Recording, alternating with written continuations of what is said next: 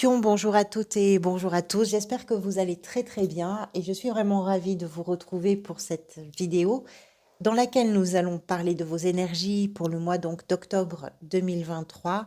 Alors évidemment, vous le savez, j'insiste, quand je dis vos énergies, vous savez que c'est à condition d'abord que vous vous reconnaissiez dans ce tirage évidemment et que ce que je vais dire ait du sens pour vous. Ça ne peut absolument pas toucher toutes les personnes du signe du Scorpion, vous vous en doutez. Merci en tout cas pour votre bienveillance, pour votre présence et votre soutien. Je suis ravie de passer ce moment avec vous. C'est un tirage très étrange. On va en parler. On va parler d'abord des arcanes majeurs. Vous avez le diable. Le diable, c'est la carte qui était venue lors de votre tirage semestriel. C'est une carte importante. Elle nous donne une information peut-être sur une énergie qui va vous accompagner durant ce mois, qui va parfois vous donner du soutien, vous renforcer, et puis parfois va vous opposer une forme de résistance. Ça peut vous inspirer, ça peut... Voilà, c'est une énergie qui va naviguer un peu comme ça avec vous durant ce mois. En arcane majeur, vous avez le monde dans ce qui s'est peut-être mis en place avant l'arrivée dans ce mois d'octobre. Vous avez l'ermite dans le défi, vous avez la tour dans ce qui est en train de se jouer pour vous, et en fin de mois, pardonnez-moi, l'étoile. Alors, en arcane mineur, des bâtons, des coupes, des épées, des deniers. Tous les arcanes mineurs sont donc représentés dans le tirage, c'est assez équilibré. Scorpion, vous arrivez d'où? Vous arrivez de la tour, d'accord, la tour qui est encore présente ici. Et vous allez vers une impératrice, ça ne m'étonne pas vraiment vu les deux cartes que vous avez en haut et l'ermite. Bon, pourquoi c'est un tirage étonnant? Je vais vous expliquer. La tour, c'est une carte, vous arrivez d'une période, si ça vous parle, de bouleversement. Peut-être parce qu'une nouvelle est venue complètement changer votre quotidien, votre vie, votre façon de vivre, je ne sais pas, peut-être une nouvelle, peut-être une situation qui tout d'un coup est arrivée dans votre vie. Ça peut être un coup de foudre aussi pour certains et certaines, ça peut être une rencontre, mais vous avez dans ce tirage des énergies qui sont un petit peu pesantes. Alors que dans votre état d'esprit, dans votre sphère professionnelle et dans votre sphère sentimentale, a priori, c'est plutôt très positif. Et c'est en ça qu'il est assez étonnant, votre tirage. Il est à peu près aussi paradoxal, je dirais, que les énergies qui peuvent être associées à la carte du diable. On est vraiment, c'est peut-être le titre que je vais donner à votre vidéo, on est vraiment dans un mois paradoxal. Le diable, c'est une énergie qui a d'immenses qualités et d'immenses défauts. On va commencer par les qualités, pour changer un peu. C'est une grande puissance intellectuelle. C'est un pouvoir de séduction incroyable. C'est un talent de communication hors norme, complètement. Avec cette capacité d'intuition, avec cette capacité de réactivité rapide, vive, etc. Donc ce sont les grandes qualités dans les grandes lignes, évidemment, de cette carte. Les grands défauts qui viennent accompagner tout ça sont les peurs, les obsessions, les phobies, les dépendances, quelles que soient les formes de dépendance. On peut être dépendant ou dépendante à un lieu, à une personne, à une façon de fonctionner, à une croyance. On peut être dépendant ou dépendante à un produit également. Donc c'est un conditionnement, on va dire, de dépendance qui peut effectivement vous priver d'une certaine forme de pensée, d'action ou de prise de parole. Le diable, ce sont vos chaînes que vous avez à un moment donné mis en place, ou bien les chaînes qui ont été mises en place dans la vie ou par l'intermédiaire d'autres personnes, mais avec votre accord et votre consentement de toute façon, d'une façon ou d'une autre. Tout ça peut amener à des réactions surprenantes, impulsives, euh, excessives. Ça peut amener à vouloir manipuler son entourage. Ça peut amener à jouer un petit peu sur des cordes comme ça qui appartiennent à la manipulation et au grand mensonge quelque part. Donc, ça, c'est une énergie qui vous accompagne. Tantôt, ce sont des choses qui vont pouvoir être très inspirantes pour vous. Tantôt, vous allez peut-être être confronté à vos propres démons. C'est possiblement ça. Vos démons et puis également peut-être aussi votre façon de vous dévaloriser alors qu'a priori tout est plutôt bien. Votre état d'esprit. Vous avez un valet de bâton avec un as de coupe. Vous êtes tourné vers la nouveauté, vers le renouveau, vers l'émergence de quelque chose qui, d'un point de vue émotionnel, est plutôt satisfaisant, rassurant, qui est très, quelque chose qui vraiment vous apporte beaucoup. Ce valet de bâton regarde l'avenir. C'est quelqu'un qui s'est créé une opportunité. C'est quelqu'un, des opportunités d'ailleurs, pas seulement une. C'est quelqu'un qui est capable de se lancer pardonnez-moi, dans un projet, dans une idée, voilà. Et c'est quelqu'un, effectivement, on le voit bien avec cette loupe devant l'œil du personnage, qui regarde vraiment loin devant. Les bâtons, c'est tout ce qui concerne la passion, c'est tout ce qui concerne les projets, ce qui va vraiment vous apporter une émotion très puissante de joie, de bonheur, de vie, voilà, quelque chose qui stimule, qui motive. C'est vraiment du carburant, en fait. Ce carburant, bah, vous êtes en train, vous êtes tourné vers la mise en place de ce carburant. L'as de coupe nous explique que vous avez envie de faire émerger quelque chose dans votre vie qui est une abondance d'amour. C'est ça un as de coupe, c'est une véritable abondance d'amour. C'est une opportunité d'amour. Alors l'amour au sens très large, effectivement, vous êtes peut-être totalement, je dirais, focus sur une nouvelle rencontre qui peut-être s'est produite ces temps derniers dans votre vie. Peut-être que quelqu'un est rentré dans votre vie. Vous êtes absolument concentré là-dessus et vous avez envie d'aller plus loin. Vous avez envie de faire des choses pour l'avenir, en tout cas par rapport à ça, et pour permettre vraiment à cette rencontre de se vivre pleinement. Soit, si c'est pas une rencontre, vous êtes dans une perspective de déploiement pour vous, pour votre avenir évidemment, mais pour vous par rapport à des choses qui sont vraiment enthousiasmantes pour vous et qui vous touchent littéralement. De la nouveauté, du renouveau, et vous vous laissez porter par ces choses-là. Alors, est-ce que ce diable, par rapport à cet état d'esprit, est là pour nous dire que justement vous êtes en train de vous libérer de certaines de vos chaînes? Là, en l'occurrence, c'est tout à fait possible. Mais on n'en a pas fini avec ce diable. Qu'est-ce qui vous a peut-être amené vers tout ça? C'est la carte du monde qui se présente. Le monde, c'est un aboutissement, c'est une fin, c'est une réalisation. C'est une carte qui est assez positive, hein. Les notions qui sont associées sont des notions de réussite, de réalisation, de triomphe, de victoire.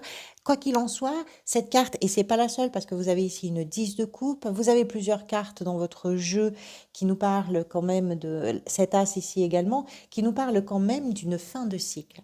D'une fin de cycle, donc qui permet aussi peut-être de vous tourner vers un autre avenir, qui vous permet peut-être de réfléchir à quelque chose d'un petit peu nouveau dans votre histoire. Ça peut être d'une façon très générale, comme dans la sphère professionnelle, la sphère sentimentale, etc. Mais ça peut être simplement dans votre façon de vivre, dans votre mode de vie, dans votre, je sais pas, lieu de vie.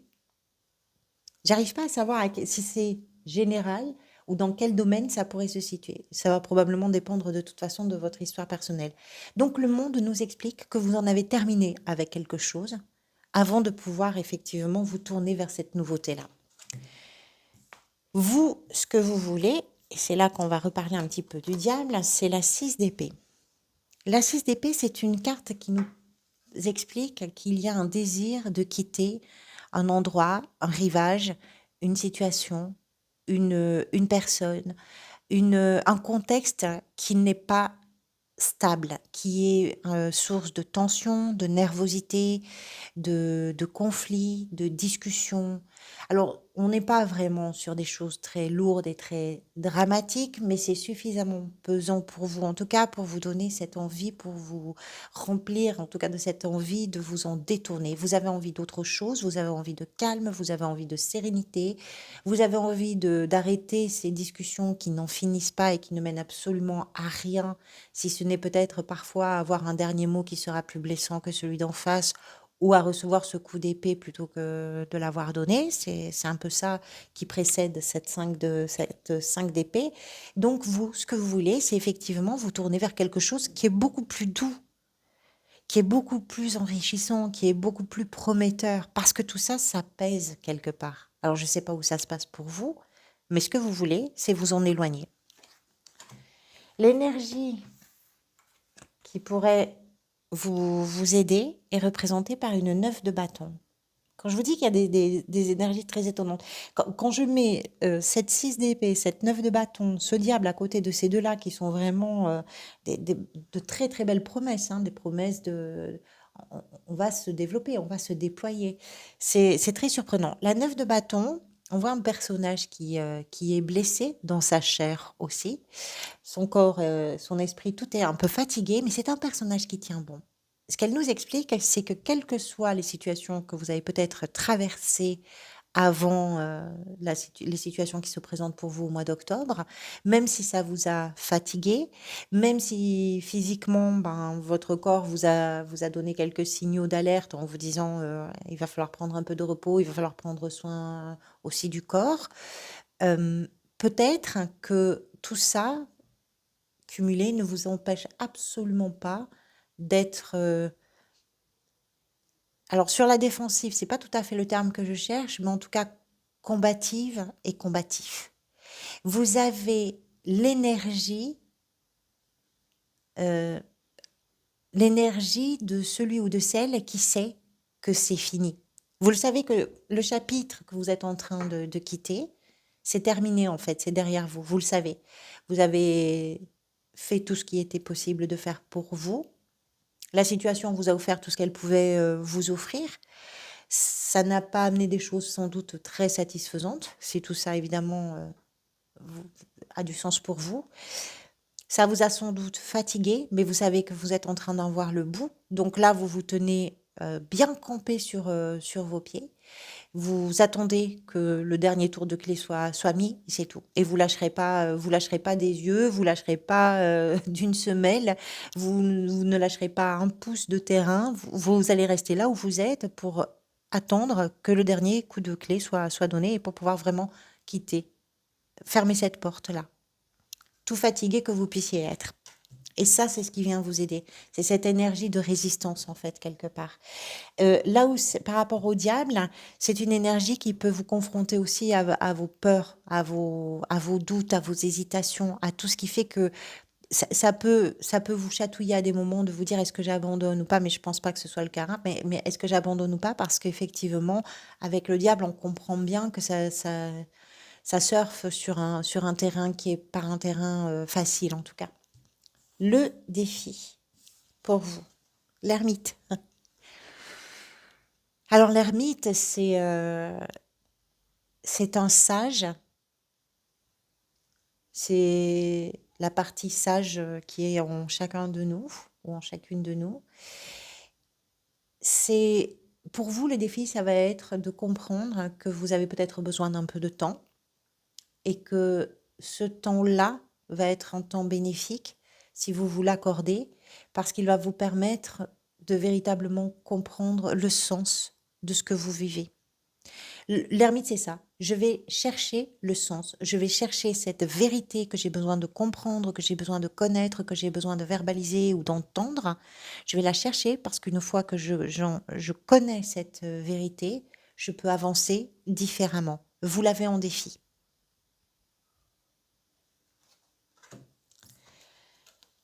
Dans la sphère professionnelle, ce cavalier de denier nous explique que votre action actuelle, que vous soyez dans une activité à la recherche d'un emploi, que vous soyez votre chef d'entreprise ou que vous soyez simplement dans la gestion de votre quotidien, ce cavalier de denier construit de façon très routinière, très tranquille, très patiente également, son avenir qui sera absolument sûr et certain. Enfin, sûr et certain, on n'est jamais sûr de rien, bien évidemment, mais en tout cas, vous vous donnez les moyens, dans ce que vous vivez dans la sphère professionnelle ou dans la gestion du quotidien, vous vous donnez les moyens de, je dirais, de vous assurer que la situation est plutôt sereine d'un point de vue financier, d'un point de vue sur la stabilité de votre situation, sur la stabilité de votre emploi peut-être, et vous faites preuve véritablement d'une immense patience Et le fait d'avoir cette routine et de vous contraindre peut-être à une sorte de rigueur, parce qu'il a aussi cette rigueur, ce sérieux,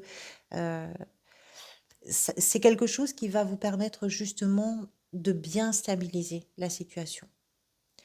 On est dans une action toujours avec les cavaliers. C'est-à-dire que le valet ici, dans l'état d'esprit, il est en train